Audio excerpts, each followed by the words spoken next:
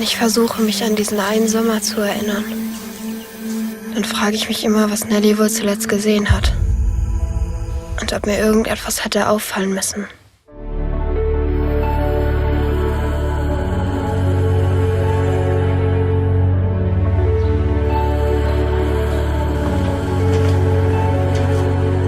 Wer ist die denn?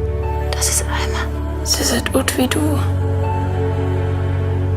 Vielleicht ist ja ich heiße nie überjahren.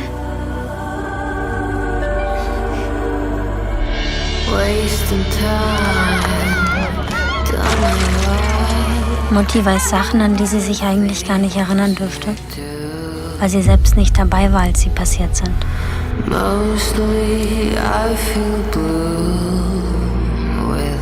Das ist doch sonderbar, dass irgendwas wieder und da was hier nicht mehr da ist.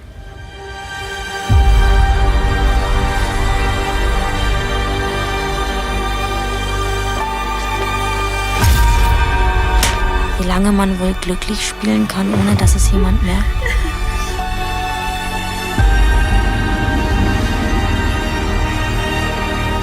Wer war denn das? Dieses Mädchen, wo die Mutter gestorben ist.